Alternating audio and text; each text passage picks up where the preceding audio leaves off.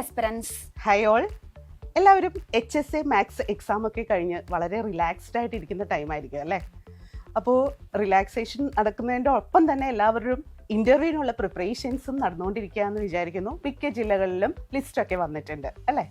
അപ്പോൾ ഇനിയിപ്പോൾ ഒരു നീണ്ട റിലാക്സേഷനുള്ള ടൈം നമുക്കില്ല കേട്ടോ. കാരണം നമുക്ക് HSST മാത്തമാറ്റിക്സ് എന്നുള്ള ആ ഒരു കടമ്പയും കൂടി ഇനി കടക്കേണ്ടതുണ്ട്. അപ്പോൾ HSST മാത്തമാറ്റിക്സ് പരീക്ഷയുമായി ബന്ധപ്പെട്ട് നിങ്ങൾക്ക് പല സംശയങ്ങളും ഉണ്ടാവും. ആ നിങ്ങളുടെ സംശയങ്ങൾക്കുള്ള മറുപടിയുമായിട്ടാണ് ഞങ്ങൾ നിങ്ങൾക്ക് മുമ്പിൽ എത്തിയിരിക്കുന്നത്. ഞാൻ അനീസ. ഞാൻ റോസ്ലിൻഡ്. മിസ്സേ, ഇപ്പോൾ മിക്കവരുടെയും ഉള്ളിലുള്ള ഒരു സംശയം എന്ന് പറയുന്നത് HSSTയുടെ നോട്ടിഫിക്കേഷൻ ഇപ്പോൾ വരുമോ? കാരണം പലതരത്തിലുള്ള കാര്യങ്ങളാണ് നമ്മൾ കേൾക്കുന്നത് അല്ലേ? ചിലപ്പോൾ വരാൻ ചാൻസ് ഉണ്ട് എന്ന് കേൾക്കുന്നു, അതല്ലെങ്കിൽ കുറേ നീണ്ടു പോകാൻ ചാൻസ് ഉണ്ട് എന്നൊക്കെ കേൾക്കുന്നു. മിസ്സിന് എന്താ തോന്നുന്നത്? നോട്ടിഫിക്കേഷൻ ഇപ്പോൾ വരാൻ ചാൻസ് ഉണ്ടോ? നോട്ടിഫിക്കേഷൻ ഒരു ഡിസംബറോടുകൂടി വരുമെന്നാണ് നമ്മൾ എക്സ്പെക്ട് ചെയ്യുന്നത്. ഓക്കെ, അപ്പോൾ HSSTയുടെ ആ ഒരു മാത്സിൻ്റെ തയ്യാറെടുപ്പിന് വേണ്ടിയിട്ട് ഫസ്റ്റ് ഓഫ് ഓൾ ഏതൊരു പരീക്ഷയ്ക്ക് നമ്മൾ തയ്യാറെടുക്കുമ്പോഴും ആദ്യം അറിയേണ്ടത് ആ പരീക്ഷയുടെ സിലബസ് ആണ്. അപ്പോൾ HSST മാത്തമാറ്റിക്സ് പരീക്ഷയ്ക്കുള്ള തയ്യാറെടുപ്പിന് വേണ്ടിയിട്ടും ആദ്യം നമ്മൾ അറിയേണ്ടത് ആ ഒരു പരീക്ഷയുടെ സിലബസ് എന്താണ് എന്നുള്ളതാണ്. മിസ് നോക്കിയിരുന്നോ സിലബസ് ഒക്കെ? തീർച്ചയായും. നമ്മുടെ HSST മാത്തമാറ്റിക്സ് എക്സാമിന് വേണ്ടിയിട്ട് നമ്മുടെ സിലബസ്, നമ്മുടെ സബ്ജക്റ്റ് 10 ടോപ്പിക്കാണുള്ളത്. നമ്മൾ MSCക്ക് പഠിച്ചിട്ടുള്ള 10 papers, core papers. And 70 marks ആണ് ആ ടോപ്പിക്സിൽ നിന്നുണ്ടാകുക. 7 മാർക്സ് ഈച്ച് ഫ്രം 10 പേപ്പേഴ്സ്. അപ്പോൾ നമുക്കറിയാം പ്രധാനമായിട്ട് ലീനിയർ ഓൾജിബ്ര, റിയൽ അനാലിസിസിൻ്റെ 2 മൊഡ്യൂളുണ്ട്, അബ്സ്ട്രാക്ട് ഓൾജിബ്രയുടെ 2 മൊഡ്യൂളുണ്ട്, പിന്നെ ODE, PDE, topology, number theory, complex analysis, functional analysis, metric space.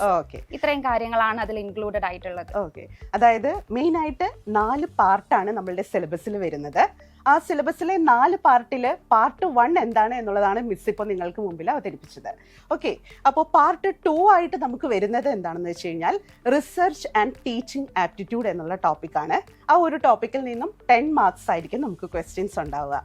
Part 3 ആയിട്ട് നമുക്ക് വരുന്നത് റിനൈസൻസ്, അതേപോലെ തന്നെ salient features of the constitution എന്നുള്ള ടോപ്പിക്ക്.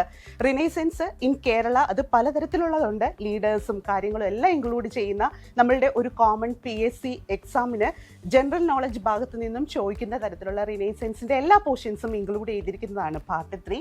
അതേപോലെ മിസ് പാർട്ട് 4 ഉണ്ട്. പാർട്ട് 4ൽ മെയിനായിട്ട് വരുന്നത് general knowledge and current affairs എന്നുള്ള ടോപ്പിക്സ് ആണ്.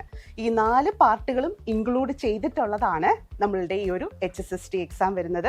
പാർട്ട് 1ൽ നമുക്ക് 70 മാർക്സ് ആണ് വരുന്നത്, പാർട്ട് 2ൽ 10 മാർക്സ്, പാർട്ട് 3ൽ 10 മാർക്സ് ആൻഡ് പാർട്ട് 4ൽ 10 മാർക്സ് വരുന്നുണ്ട്. ഓക്കെ, അങ്ങനെയല്ലേ മിസ് അതിൻ്റെ? അതെ അതെ. ഓക്കെ, ഇനിയിപ്പോൾ നമ്മൾ നോക്കുമ്പോൾ സിലബസ് കാണുമ്പോൾ ഒത്തിരി പേർക്ക് ടെൻഷനായിരിക്കും. കുറേ പേരാണെങ്കിൽ ചിലപ്പോൾ ഇപ്പോൾ കുറേ ഗ്യാപ്പ് ഉള്ളവരുണ്ടാവും. അപ്പോൾ അവർക്കൊക്കെ ഉള്ള ആകെ ഒരു ടെൻഷൻ എന്ന് പറഞ്ഞു കഴിഞ്ഞു കഴിഞ്ഞാൽ ഇതെങ്ങനെ പഠിക്കും, ഇത്രയും വാസ്റ്റ് ആയിട്ടുള്ള ഒരു സിലബസ് നമ്മൾ എങ്ങനെ പഠിക്കും എന്നുള്ളതായിരിക്കും അവരുടെ ഒരു ടെൻഷനായിട്ട് വരിക. അപ്പോൾ എങ്ങനെ സ്റ്റാർട്ട് ചെയ്യണം എന്നാണ് മിസ്സിന് തോന്നുന്നത്?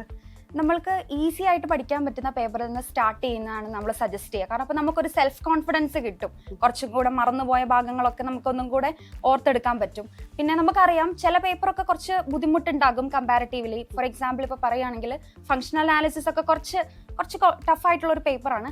ബട്ട് സ്റ്റിൽ അതിനകത്തു നിന്നൊക്കെ ക്വസ്റ്റ്യൻസ് വരുമ്പം നമ്മൾ ഒരു എക്സാമിന് പ്രിപ്പയർ ചെയ്യുമ്പോൾ നമ്മൾ ആദ്യം അതിൻ്റെ മുൻ വർഷങ്ങളിൽ ചോദിച്ചിട്ടുള്ള ചോദ്യ പേപ്പറുകൾ നിർബന്ധമായിട്ടും കണ്ടിരിക്കണം.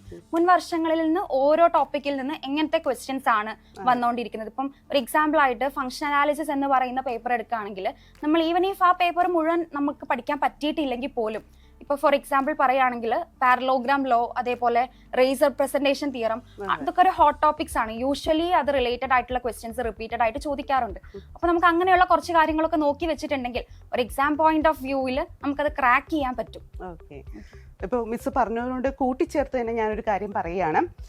ഇപ്പോൾ ഗ്യാപ്പ് ഒക്കെ ഉള്ള ആളുകളുടെ മെയിൻ പ്രശ്നം എന്ന് പറഞ്ഞു കഴിഞ്ഞാൽ ഈ നോട്ട്സ് ഒക്കെ നമ്മൾ എവിടെ നിന്ന് കളക്ട് ചെയ്യും? കാരണം മിക്കവരുടെ കയ്യിലും ഈ ഒരു PG പഠിച്ച ബുക്സോ കാര്യങ്ങളോ ഒന്നും തന്നെ ചിലപ്പോൾ ഉണ്ടാവണം എന്നില്ല. അപ്പോൾ ഈ നോട്ട്സ് നമുക്ക് എങ്ങനെ കിട്ടും, എങ്ങനെ പ്രിപ്പറേഷൻ സ്റ്റാർട്ട് ചെയ്യും എന്നുള്ളതായിരിക്കും മിക്കവർക്കുള്ള ഒരു ഡൗട്ടായിട്ട് വരിക. അപ്പോൾ നിങ്ങൾക്കുള്ള ആ ഒരു സപ്പോർട്ടുമായിട്ടാണ് എൻട്രി നിങ്ങൾക്ക് മുമ്പിൽ എത്തിയിരിക്കുന്നത്. നമ്മൾ HSST മാത്തമാറ്റിക്സ് കോഴ്സ് സ്റ്റാർട്ട് ചെയ്യുകയാണ്. അപ്പോൾ അതിന് പലതരത്തിലുള്ള ഫീച്ചേഴ്സ് നമ്മൾ ഇൻട്രൊഡ്യൂസ് ചെയ്യുന്നുണ്ട്. അതെന്തൊക്കെയാണെന്ന് മിസ് ഒന്ന് എല്ലാവർക്കും വേണ്ടിയിട്ടൊന്ന് പറയൂ. നമ്മൾക്ക് കൃത്യമായിട്ടുള്ള സ്റ്റഡി പ്ലാൻ അടിസ്ഥാനമാക്കിയിട്ടുള്ള വീഡിയോ ക്ലാസ്സുകൾ ഉണ്ടാകും. ലൈവ് ക്ലാസ്സുകൾ ഉണ്ടാകും. നമ്മൾ ഓരോ പോർഷൻസ് കഴിയുമ്പോഴും വീക്ക്ലി ലൈവ് സെഷൻസ് വെക്കാറുണ്ട്. പിന്നെ നല്ല സ്ട്രോങ് ആയിട്ടുള്ള ഒരു മെന്റർഷിപ്പ് സപ്പോർട്ട് നമ്മുടെ കയ്യിൽ ഉണ്ടാകും. അതേപോലെ 24/7 ആയിട്ട് നമ്മൾ ഡൗട്ട് ക്ലിയറൻസ് സെഷൻ ഉണ്ടാവും. ത്രൂ മെന്റർ നിങ്ങൾക്ക് നിങ്ങളുടെ ഡൗട്ട്സ് ഒക്കെ ടീച്ചേഴ്സുമായിട്ട് കമ്മ്യൂണിക്കേറ്റ് ചെയ്യാവുന്നതാണ്. അതേപോലെ നമുക്ക് എക്സാം സീരീസ് ഉണ്ടാകും, ഫുൾ ലെങ്ത് മോക്ക് ടെസ്റ്റുകൾ ഉണ്ടാകും, PYQ ഡിസ്കഷൻ സെഷൻസ് ഒക്കെ ഉണ്ടായിരിക്കുന്നതായിരിക്കും. ഇപ്പോൾ നമ്മൾ നോക്കുകയാണെങ്കിൽ മെൻറ്റർഷിപ്പിൻ്റെ കാര്യം മിസ് പറഞ്ഞു. അതായത് മെൻറ്റർഷിപ്പ് സപ്പോർട്ട് എന്ന് പറയുന്നത് എല്ലാവർക്കും ആവശ്യമുള്ള ഒരു കാര്യമാണ്. കാരണം നമ്മളെല്ലാവരുടെയും നമ്മളുടെ ലൈഫ് സ്റ്റൈലൊക്കെ അനുസരിച്ച് ചിലപ്പോൾ നമ്മളുടെ ഓരോരോ മൂഡ് മാറിക്കൊണ്ടിരിക്കും അല്ലേ. ചിലപ്പോൾ ഒരു വളരെ ഇൻട്രസ്റ്റോട് കൂടി ചിലപ്പോൾ നമ്മൾ സ്റ്റാർട്ട് ചെയ്തെന്നിരിക്കും, പക്ഷേ അതൊന്ന് കണ്ടിന്യൂ ചെയ്യാനായിട്ട് നമുക്ക് എന്തൊക്കെയോ ഒരു വലിവുണ്ടാവും അല്ലേ. അതെ, കൺസിസ്റ്റൻസി ഉണ്ടാവണമല്ലോ. അപ്പോൾ നമ്മളുടെ മെൻറ്റേഴ്സ് അതിനാണ് നിങ്ങൾ വളരെയധികം ഹെൽപ്ഫുൾ ആവുന്നത്. കാരണം അവർ വളരെയധികം നിങ്ങൾക്ക് വേണ്ട എൻകറേജ്മെൻറ്റ്സ് അത് നിങ്ങൾക്ക് തന്നുകൊണ്ടിരിക്കുക. നിങ്ങൾ ഒന്ന് താഴ്ന്നു പോകുന്നു എന്ന് മനസ്സിലാക്കി കഴിഞ്ഞാൽ അപ്പോൾ തന്നെ നിങ്ങളെ പേഴ്സണലി കോൺടാക്റ്റ് ചെയ്ത് നിങ്ങൾ എന്തുകൊണ്ട് അത് പഠിക്കുന്നില്ല, നിങ്ങൾ എന്തുകൊണ്ടാണ് അതിൻ്റെ വർക്കുകളൊന്നും കംപ്ലീറ്റ് ചെയ്യാത്തത് എന്നുള്ള കാര്യങ്ങളെല്ലാം അവർ കൺസിസ്റ്റൻ്റ് ആയിട്ട് നിങ്ങളുടെ പുറകെ നിന്ന് തന്നെ നിങ്ങൾക്ക് വേണ്ടിയിട്ടുള്ള എല്ലാ സപ്പോർട്ടും തരുന്നതായിരിക്കും. അവരാണ് നമ്മളുടെ മെൻറ്റേഴ്സ്. അപ്പോൾ അതിനനുസരിച്ചിട്ട് നിങ്ങളുടെ മെൻറ്റേഴ്സിൻ്റെ ആ ഒരു സപ്പോർട്ടോട് കൂടി നിങ്ങളുടെ ഫാക്കൽറ്റീസുമായിട്ട് നിങ്ങൾക്ക് ഒന്ന് കമ്മ്യൂണിക്കേറ്റ് ചെയ്ത് നിങ്ങളുടെ ചെറിയ ചെറിയ സംശയങ്ങളായിരിക്കും. നമുക്ക് എപ്പോഴും പ്രശ്നം വരുന്നത് ചെറിയ ചെറിയ സംശയങ്ങൾ ആര് ക്ലിയർ ചെയ്യും എന്നുള്ളതാണ്. കാരണം നമുക്കൊരു നാണക്കേട് പോലെയാണ് അത് ചോദിച്ചാൽ. അതെ, എനിക്ക് അത്ര പോലും അറിയില്ല എന്ന് അവർ വിചാരിക്കുമോ. അപ്പോൾ ആ ഒരു അവസ്ഥയാണ് എല്ലാവർക്കും ഉള്ള ഒരു പ്രശ്നം. അപ്പോൾ അതിനുള്ള ഏറ്റവും വലിയ സപ്പോർട്ടാണ് നമ്മളുടെ മെൻറ്റേഴ്സ് നൽകുക.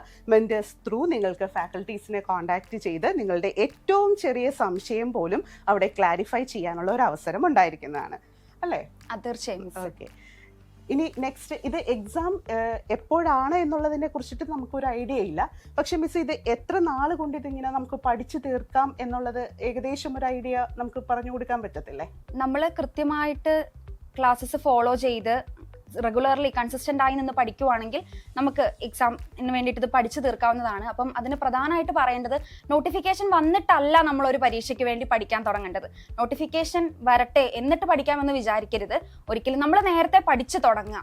അങ്ങനെയാണെങ്കിൽ നമുക്ക് നോട്ടിഫിക്കേഷൻ ഒക്കെ വന്നു കഴിയുമ്പോഴേക്കും പിന്നെ ഒരു റിവിഷൻ ഉള്ള ടൈം ആയിരിക്കണം. ബൈ ദാറ്റ് ടൈം നമ്മൾ നമ്മുടെ പോർഷൻസ് ഒക്കെ കവർ ചെയ്ത് നോട്ടിഫിക്കേഷൻ വന്നു കഴിഞ്ഞ് കൺഫർമേഷൻ ഒക്കെ നമ്മൾ കൊടുത്തു കഴിയുമ്പോഴേക്കും പിന്നെ നമ്മൾ റിവിഷൻ ക്ലാസ്സസിലേക്ക് തന്നെ കയറണം.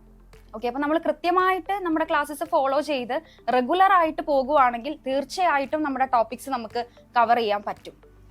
ഓക്കെ, അത് തന്നെയാണ്. HSA ആയിട്ട് കമ്പയർ ചെയ്യുമ്പം സിലബസ് കുറച്ചും കൂടെ വാസ്റ്റ് ആണ്. അപ്പം അത് കണക്കാക്കി നമ്മൾ തീർച്ചയായിട്ടും അതിനുള്ള സമയം കണ്ടെത്തി പഠിക്കേണ്ടിയിരിക്കും. ഇപ്പോൾ HSA എക്സാം കഴിഞ്ഞതുകൊണ്ട് മിക്കവർക്കും അറിയായിരിക്കും അവർ ചിലപ്പോൾ ഡിലേ ആയിട്ടായിരിക്കും അത് സ്റ്റാർട്ട് ചെയ്തത് HSA പഠിക്കാനായിട്ട്.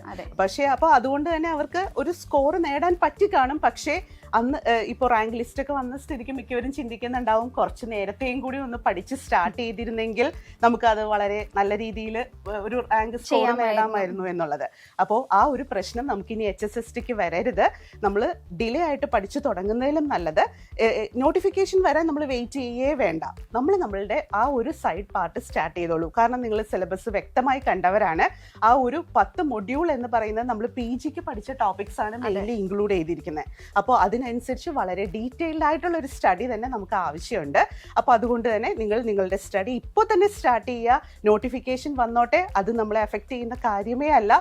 നമ്മളുടെ പാർട്ട് ക്ലിയർ ആക്കി വെക്കുക. കാരണം നമുക്ക് ജനറൽ നോളജ് പാർട്ടും എല്ലാം ഉണ്ട്. അപ്പോൾ ഇതെല്ലാം തന്നെ ഒരു വാസ്റ്റ് ആയിട്ടുള്ള ഒരു സിലബസ് ആയിട്ടാണ് നമുക്ക് വരുന്നത്. അപ്പോൾ ഇതെല്ലാം തന്നെ ഒറ്റ സ്ഥലത്ത് നിങ്ങൾക്ക് കിട്ടുന്നു എന്നുള്ളതാണ് ഇതിന്റെ ഏറ്റവും വലിയ അഡ്വാൻറ്റേജ് ആയിട്ടുള്ള ആ കാര്യം. നിങ്ങൾ മാക്സിമം യൂട്ടിലൈസ് ചെയ്യുക എന്നുള്ളതാണ് ഞങ്ങൾക്ക് പറയാനുള്ളത്. അപ്പോൾ നിങ്ങളുടെ ഒരു സപ്പോർട്ടിന് ആയിട്ട് ഞങ്ങൾ എൻട്രി ടീം മൊത്തം ഉണ്ട്. ഞാനും മിസ്സും മാത്രമല്ല, വേറെയും ഫാക്കൽറ്റീസും നമ്മളുടെ കൂടെയുണ്ട്. അപ്പോൾ നമ്മൾ ഒരുമിച്ച് നിന്നിട്ട് എല്ലാ സപ്പോർട്ടും നിങ്ങൾക്ക് നൽകുന്നതായിരിക്കും. നിങ്ങൾക്ക് വേണ്ട എല്ലാ തരത്തിലുള്ള സൗകര്യങ്ങളും ഒരുക്കിക്കൊണ്ടാണ് എൻട്രി ടീം നിങ്ങൾക്ക് മുമ്പിൽ ഈ ഒരു കോഴ്സ് അവതരിപ്പിക്കുന്നത്. ഓക്കെ, അപ്പോൾ എല്ലാവരും ഇപ്പോൾ തന്നെ അതിനുള്ള പഠനം സ്റ്റാർട്ട് ചെയ്യണമെന്ന് എല്ലാവരോടും പറയുകയാണ്. അപ്പോൾ എല്ലാവർക്കും നല്ല അവരുടെ ആ ഒരു സ്വപ്നമായിട്ടുള്ള ആ ഒരു HSST എന്നുള്ള ഒരു കടമ്പ ഈസിയായി കടക്കാൻ പറ്റട്ടെ എന്ന് ആശംസിക്കുന്നു. Thank you.